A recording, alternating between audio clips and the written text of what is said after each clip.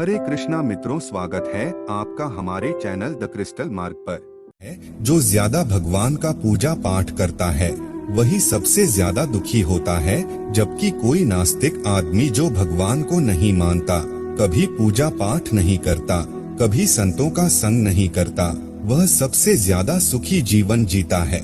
यह सब चीजें देखकर कभी कभी तो ऐसा लगता है कि भगवान ही गलत है, भगवान का न्याय ही गलत है। यह कोई कहानी नहीं है, ऐसा हर किसी के साथ होता है। दोस्तों, आज के इस वीडियो में हम आप लोगों को इसके पीछे के कारण के बारे में बताने वाले हैं। भगवान श्री कृष्ण ने स्वयं इसका उत्तर दिया है। आखिरी ज्यादा पूजा पाठ करने वाले लोग दुखी और परेशान क्यों रहते हैं? इसका उत्तर भगवान श्री कृष्ण ने श्रीमद्भागवत गीता के माध्यम से बड़ी स्पष्टता के साथ बताया है। तो चलिए शुरू करते हैं आज की प्रस्तुति। दोस्तों, बात द्वापर युग की है, जब भगवान श्री कृष्ण और अर्जुन के बीच संवाद हो रहा था। तब अर्जुन ने भगवान श्री कृष्ण से पूछा कि हे माधव, जो लोग ज्यादा पूजा पाठ करते हैं वह ज्यादातर दुखी और परेशान रहते हैं, इसके पीछे क्या कारण है?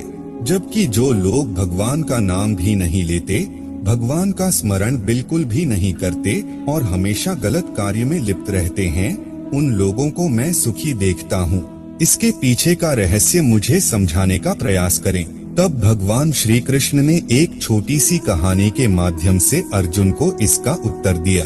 आइए जानते हैं उस छोटी सी कहानी के बारे में। दोस्तों, एक गुरु के दो शिष्य थे, दोनों ही पढ़े लिखे विद्वान थे।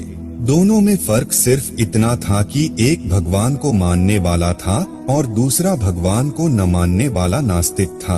एक ऐसा था जहाँ पर भगवान की कथा होती थी, जहाँ सत्संग होता था, जहाँ भजन होता, वहाँ दौड़ के चला जाता और भगवान की पूजा पाठ करने लगता।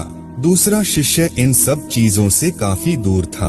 वह शराब पान भी करता था, वेश्याओं के साथ गमन करता था। सारी बुरी आदतें दूसरे शिष्य में थी। एक दिन क्या हुआ, एक शिष्य शराब पीकर अनाप शनाप बोलते हुए रास्ते में पैदल चलते हुए अपने घर को जा रहा था। अचानक उसको रास्ते में पैसों से भरा एक बैग मिल जाता है। उसकी खुशी का ठिकाना नहीं रहता। वह जोर जोर से चिल्लाते हुए सबको बताता है, मुझे आज पैसों से भरी बैग की थैली मिल गई, मेरा जीवन सफल हो गया। इन पैसों से अपने जीवन की आवश्यकताओं की पूर्ति करूंगा। वहीं दूसरा मित्र मंदिर से भजन करते हुए अपने घर को जा रहा था। अचानक उसकी पैर में एक बड़ी कांटे चुभ जाती है, रक्त निकलने लगता है। ठीक उसी समय दूसरा शिष्य भी वहीं पहुंचता है और हंसते हुए उसको बोलने लगता है, क्यों तुम ही हो ना जो सबसे ज्यादा पूजा पाठ करते हो, भगवान का भजन करते हो, क्या दिया तुम्हारे भगवान ने तुम्हें? मुझे देखो, मैं कभी मंदिर नहीं गया और ना ही मैंने कोई भी काम अच्छा किया। मेरे घर में भगवान का मंदिर भी नहीं है। मैंने कभी अपने घर में सत्यनारायण का कथा नहीं कराया, भगवान के सामने कभी माथा नहीं टेका, फिर भी मैं कितना संपन्न हूँ, अमीर हूँ, मेरे पास पैसों की कोई कमी नहीं है।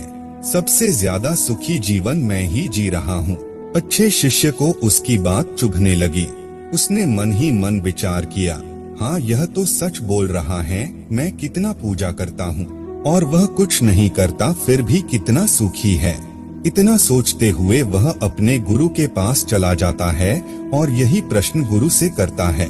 गुरुजी मुस्कुराते हुए बोले, भगवान जो करते हैं अच्छे के लिए ही करते हैं।